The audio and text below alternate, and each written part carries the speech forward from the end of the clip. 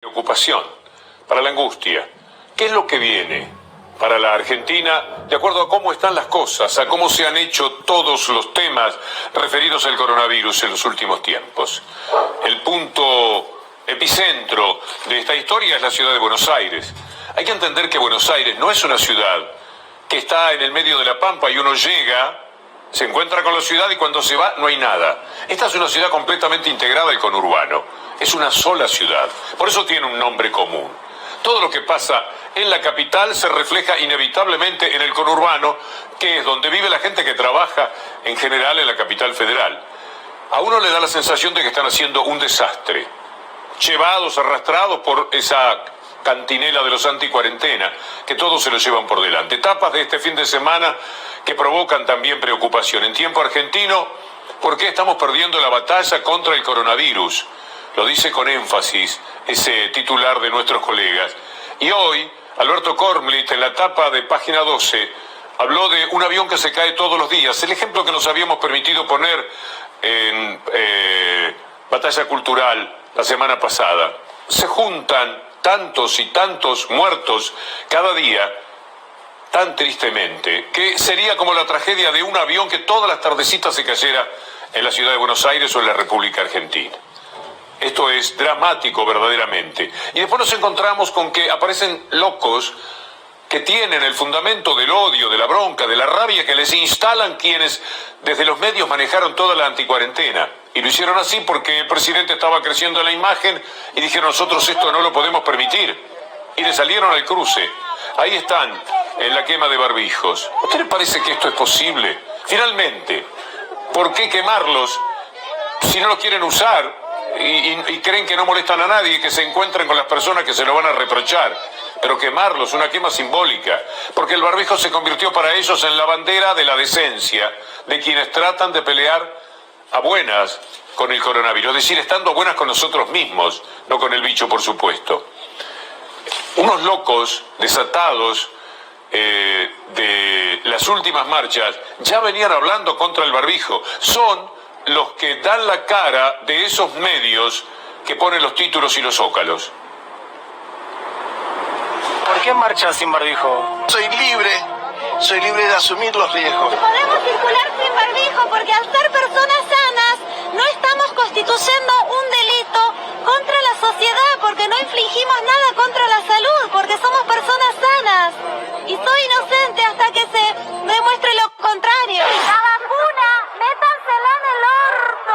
Nuestro señor que estudio medicina, me di cuenta que realmente usar tapabocas es algo que es perjudicial para la salud. Ya está científicamente comprobado de que el barbijo hace daño y están en YouTube.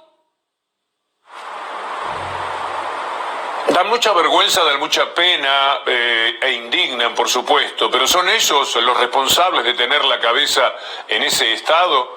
¿O son quienes les dan las directivas, los mandos para que piensen de esa manera?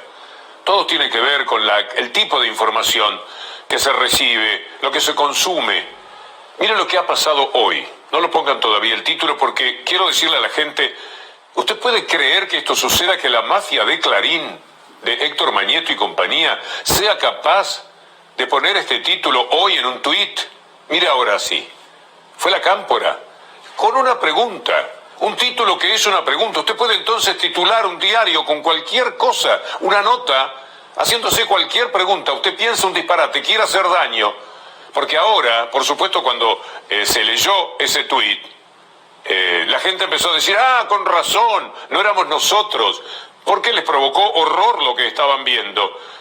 Fue entonces la Cámpora, era un plan de ellos. Mire los que hablaron recién, todos integrantes, por supuesto, diría Clarín, de la Cámpora. Después Clarín, mira cómo lo hizo, dijo que era mentira. Desactivó su propia mentira. Pero ¿qué es lo que queda en la gente? Inmediatamente. Esto llegó a miles y miles de personas. Y van repitiendo, ¿sabés cómo fue la historia del barbijo? Ahora entiendo todo.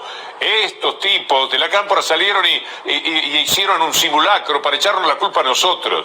Porque claro, es deplorable, es tan vergonzoso, humanamente, tan indecente, tan bochornoso lo que hicieron, que no podían ser ellos los culpables. Entonces Clarín, con una pregunta, instala que los culpables fueron otros. Después no importa si lo desmiente, porque ya creció la mentira que habían dicho, la falacia brutal.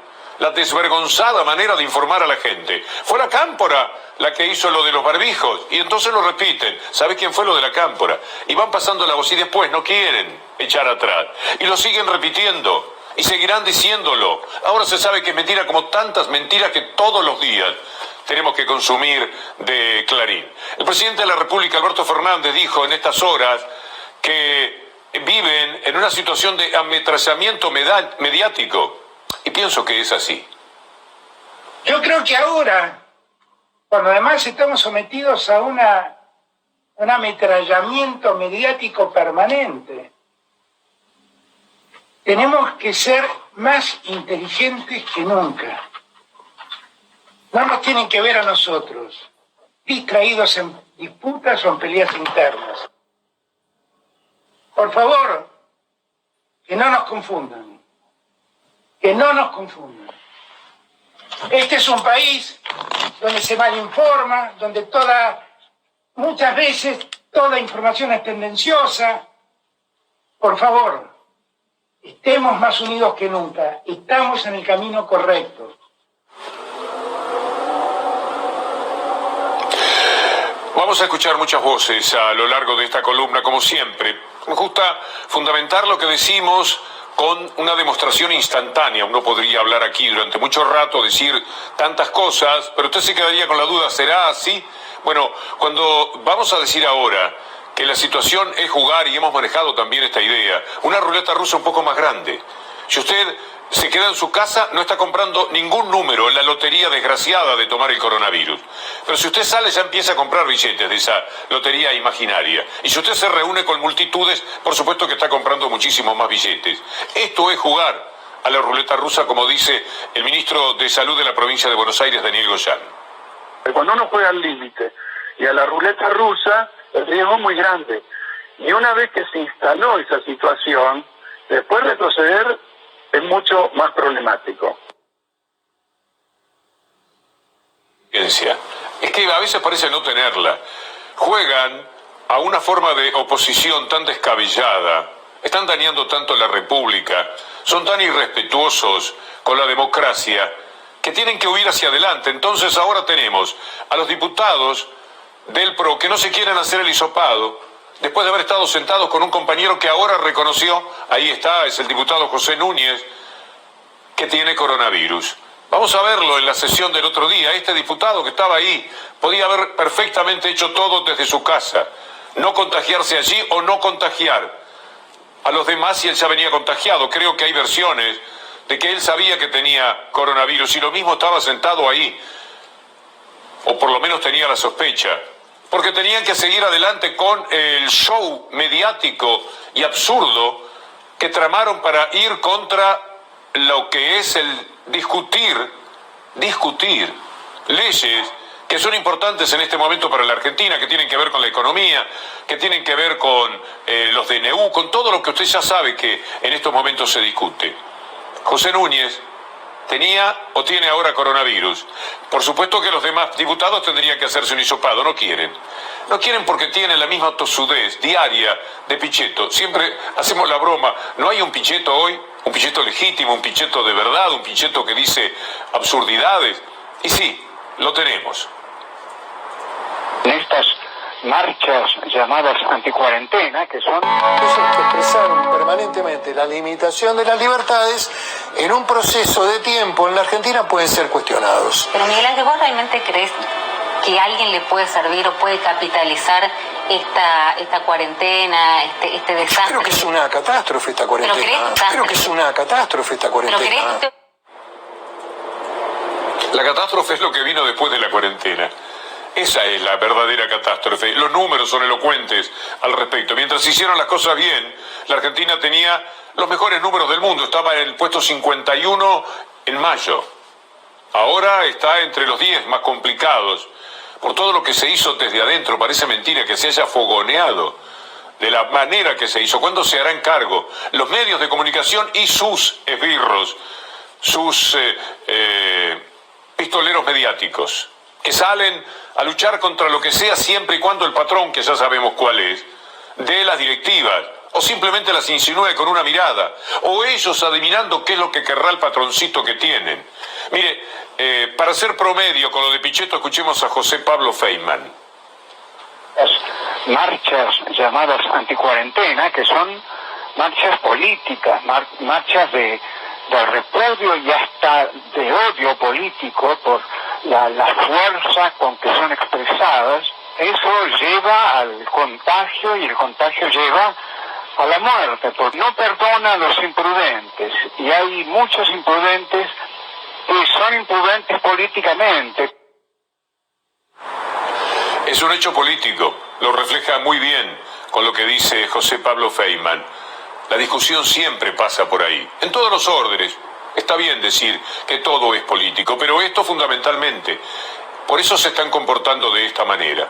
Cada día aparecen más un partido de cachivaches. Y no es así, no es deseable, incluso en el propio juego de la democracia, que necesita que haya un poco de cordura y sentido republicano. Pero ellos no lo tuvieron nunca. Desde el fondo de la historia, el licenciado Carlos Quiroga, al que convoqué para que me hiciera un comentario psicológicamente de lo que está pasando en estos momentos, me hizo este trabajo que no tiene desperdicio ciertamente, en 1 minuto y medio, un poco de historia para entender el presente. De hoy, tan modernos ellos, atrasan 100 años. Pero claro, ellos son la reencarnación de aquella liga patriótica. Sí, aquellos niños bien, que salían a cazar judíos y pobres, con armas y autos descapotables. Esos que se hicieron pis y caca encima cuando el pueblo trabajador los rodeó y masacró en el barrio de La Boca. Mirá si fue grande la derrota temporal del campo popular, que en esos barrios de Parque Patricios, Barracas y La Boca fue la cuna del macrismo. Por aquel entonces, estos niños se merecieron una milonga, la milonga del 19, que decía: milonga del barrio de Once, milonga del 19, cuando se armó aquella bronca y sufrió tanto inocente. Patucos del barrio norte vinieron en prepotentes, quemaron la sinagoga y le pegaron hasta el Seide. Los varones de mi sangre supieron hacerle frente. La gente trabajadora que le da la mano al más débil. Por eso yo estoy cantando milonga del 19. Nadie me borra la historia que también hizo mi gente. Siempre son los mismos, y con ese comportamiento de llevarse todo por delante, en esa época, las matanzas, las masacres que hacían de los trabajadores, de los que empezaban con las primeras protestas, que iban a encaminar el mundo, o por lo menos la Argentina, hacia un poco más de justicia social, que después sabemos cómo se fue coronando. Pero volviendo a lo que nos pasa hoy, lo que ocurre, lo que sucede, es que hay una desobediencia de los gobernantes al deseo de tener una salud sana para la población. Es decir, esos son los que van en contra de esa salud. No todos, por supuesto, pero miren lo que el personal sanitario siente hoy día, cuando se abre la ciudad de Buenos Aires y cuando salen poco menos que a un carnaval, cosa que se puede comprender. El comportamiento de la gente es inmanejable en esos casos. ¿Qué vienen con que nosotros le pedimos toda la prudencia? No se portaron bien, lo vamos a escuchar después al ministro Quiroga, no fue un buen día.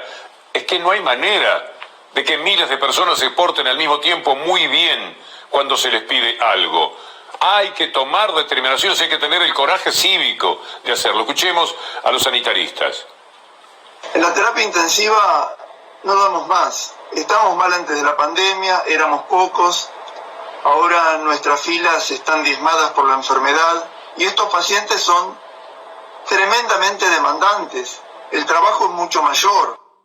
El enojo y la indignación ante lo que hemos visto en las últimas horas. No nos sentimos escuchados por el gobierno de la ciudad, que insiste en seguir abriendo. Estamos abandonados. Tuvimos que pedir días de descanso porque desde acá se cortaron las licencias, los francos, las licencias por estrés. El personal está realmente agotado física y psicológicamente. Arnaldo Tubín, de los terapistas, y Rodolfo Arrechea, del Hospital Rivadavia, cada uno con su visión, por supuesto, muy dolida, muy desencantada de cuál es el comportamiento que está teniendo la gente. Pero las cosas pueden empeorar y empeoran. Ahí tenemos al intendente de Tandil aislándose de esa cordura que se trata de imponer en la provincia de Buenos Aires. Hecho algo así como semáforos, en el sentido de color verde, de color amarillo y de color rojo. Bueno, a esto por supuesto hay que responder, lo hicieron la ministra Teresa García y el jefe de gabinete Carlos Bianco, porque es bastante poco difícil de aceptar este comportamiento del intendente de Tandil. No solamente una decisión inconsulta, sino, y esto es una opinión personalísima, es una decisión absolutamente irresponsable cuando uno ve cómo se ha comportado el virus en el interior de la provincia y en todo el país. Lugares que estaban libres de COVID, o en el caso de Tandil, que hace 15, 20 días el municipio se declaraba prácticamente libre de COVID, en el día de hoy tenemos cerca de 200 casos, se ha duplicado de una manera impresionante la cantidad de casos en Tandil, con un sistema sanitario limitado. Nos ha llegado el audio. La verdad que yo no sabía si estaba escuchando un dirigente de la República de Chechenia, de Cataluña, porque era directamente un manifiesto separatista. ¿Qué les pasa, no? ¿Se encontrarán a la salida de todo esto con el debido castigo social? Porque es inaceptable cada uno de estos procedimientos. Y la ciudad de Buenos Aires, que como decíamos al principio, no está sola, no puede decidir por sí sola el destino de millones, que son mucho más millones cuando uno cruza el Riachuelo o la General Paz. Y lo han hecho. Se llevaron todo por delante y las consecuencias que ya estamos padeciendo serán seguramente tan graves como lo que estamos viviendo hoy. Habrá más contagios. Si hay más contagios, 2 o 3 de cada 100 van a morir. O sea que han empujado a la muerte también con su proceder. ¿En qué lugar, en qué familia están velando a una persona que a lo mejor, de no haber tenido una actividad social, no se hubiese contraído el coronavirus y no hubiese muerto? ¿Cuántos han pasado con 200 muertos por día en la República Argentina, pero muchos también de la ciudad de Buenos Aires, por una situación como esa? Y Quirós dice hoy, no fue un día tan bueno como pensábamos. Mire usted, vale la pena escucharlo. Lo que pasó, sobre todo el primer día, no fue bueno. Así como no fue bueno lo que vimos el primer día cuando habilitamos la actividad física. Se entiende, puede haber gente que tenga mucha voluntad y necesidad de salir, pero necesitamos aprender a hacerlo como corresponde. Necesitamos aprender a hacerlo como corresponde, muy bien. Y mientras no aprendemos a hacerlo como corresponde, señor Quirós, ¿qué pasa?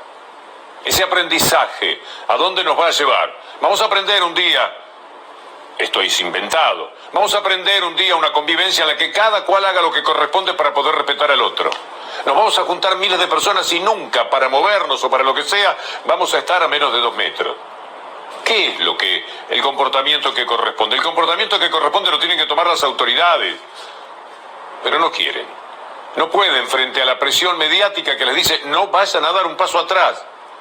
Y esto es lo que ha sucedido y ha condicionado los comportamientos. El jefe de gabinete del gobierno nacional ya empieza a mostrar que lo que sucede en la ciudad de Buenos Aires es cada vez más incómodo. Las fotos las vimos todos y las imágenes las vimos todos. Y claramente no se estaba cumpliendo ninguno de los protocolos que la ciudad se había comprometido a llevar adelante. La tarea de fiscalización corresponde a la ciudad de Buenos Aires. La jurisdicción es la que se compromete a la fiscalización del protocolo que presenta. En este caso de bares en la ciudad. Lo que necesitamos es que la ciudad cumpla con los protocolos en los que se comprometió. Esta semana volvimos a tener récord de casos, aumentos de casos, y fundamentalmente en la ciudad de Buenos Aires. Yo no puedo creer esta discusión. Con toda franqueza, no sé ustedes, pero a uno le da la sensación de que no puede haber discrepancias tan hondas en un tema tan sensible en el que está en juego la vida de los propios ciudadanos que ellos, los gobernantes, tienen que cuidar. Por lo menos se toman algunas medidas conducentes en algunos lugares. En la provincia de Neuquén, hoy hablé con el ministro de Deportes de la provincia, porque supe que habían tomado medidas contra el lugar donde el otro día se produjo esa actitud desafiante que podemos ir viendo, de los graciosos del esquí que estaban ahí en un parador de Chapelco, riéndose del resto del país. Ustedes con cuarentena y nosotros acá, los grandes campeones. Son esos que, como les decía, tiran un chancho de un helicóptero a una piscina, porque son juguetones, porque se llevan el mundo por delante, porque ellos pueden más que todos, porque ellos se corresponden con una elite que sienten diferente al resto. Bueno, el ministro nos cuenta que tomó medidas, no solamente contra el establecimiento, sino también con algunas personas. 4 idiotas fueron a un cerro, se filmaron, ese lugar fue clausurado, intervino el fiscal de oficio y 8 personas están procesadas. De esas 8 personas, 2 son abogados. Estaban en ese lugar porque habían solicitado un permiso, aparentemente, para cuidar a un adulto mayor. Y estas personas, la verdad que lo tomaron como un chiste, hicieron el ridículo y hoy están siendo procesadas por la justicia como corresponde. Pero también hay personas que van a tener una responsabilidad frente a la justicia, agregó el ministro, que tiene coronavirus. Y para reforzar un poco la idea de que si no es el problema no solamente morirse, sino cómo se vive y cuáles son las secuelas con el coronavirus, que son tremendas. Le preguntamos al ministro cómo se sentía, cómo ha sido esto del coronavirus que todavía padece. Los 4 o 5 primeros días, la verdad que son demoledores. Yo soy una persona que tengo un buen estado físico, no fumo y lo sentí mucho físicamente. Estoy aislado en casa. Yo estuve atento 180 días y hubo un solo descuido, una sola oportunidad tuvo el virus y nada desaprovechó. O sea, no descansa, no discrimina, no le importa edad, religión, credo, lugar de residencia, trabajo, no le importa. Y mientras tanto, en la ciudad también se discute sobre la vuelta a clases. Una posición de tipo bien política. Poner a los chicos en la clase, sienten ellos que podría ser como una especie de triunfo. Claro que esto se solucionaría con simplemente poner computadoras. Y el costo, mire, van a forrar un edificio de mármol ahora para darle más lustre. Ni hablar de los negocios de las calles, todo lo que le entrega la Reta Clarín. Ahora contó Roberto Navarro en el Destape cómo la gente de la ciudad de Buenos Aires le dio la calle Lima, ahí donde está abajo de la autopista, para que tengan su garage, como han hecho con la calle Ascasubi, que se robaron, tapiaron y nadie puede pasar por ahí, es su calle. Esto es increíble, pero son así. Unos se roban calles en la ciudad, otros se roban lagos allá en el sur, el lago Escondido, por ejemplo. Es mío, no es de la geografía argentina, no está en el mapa. Está en el mapa de mi estancia, dice el señor Luis o Lewis, como usted quiera pronunciarlo. Pero estaba hablando de la ciudad y el deseo de volver a clase. Mire lo que pasó en París brevemente esta semana.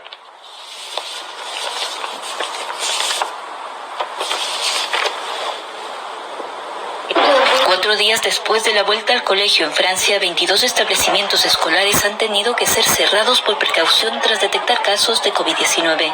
El ministro explicó que el protocolo sanitario de precaución consiste en aislar inmediatamente al alumno o profesor que da positivo, pidiéndole que se quede en casa. Según este protocolo, si se dan más de 3 casos en un establecimiento, ordenan su cierre, aunque son las autoridades las que toman la decisión final. Eso es lo que pasa en París, pero también en muchos otros lugares. Una de las cosas que hacen los medios es ignorar lo que pasa en el mundo, no contar lo que sucede afuera, para que usted no pueda pensar, ojo entonces. En España están muy preocupados, en varios países podríamos citar. No, en todo caso le van a mostrar alguna playa de Brasil, porque en esto de lo Bolsonaro, que también tenemos ahora en la Argentina, no le tengo miedo, es una gripeciña, no pasa absolutamente nada, y mientras tanto se le murieron 126.000 compatriotas a ese imbécil. ¿Cuántos han muerto ya en la Argentina? Vamos a pasar el número de 10.000, posiblemente con los datos de hoy. Es atroz, es tremendo, es insoportable pensarlo así, frente a la situación que se tenía antes. Pero lo de la higiene mental que hace falta tendría que ser hacia todos los aspectos de la vida. Ahora voy a tomar contacto con Lautaro Maislin, que está allí en Pilar, donde va a residir en su prisión domiciliaria, en su casa, Lázaro Báez. ¿Estás ahí, Lautaro? ¿Te puedo escuchar? Aguantá un segundo, boludo.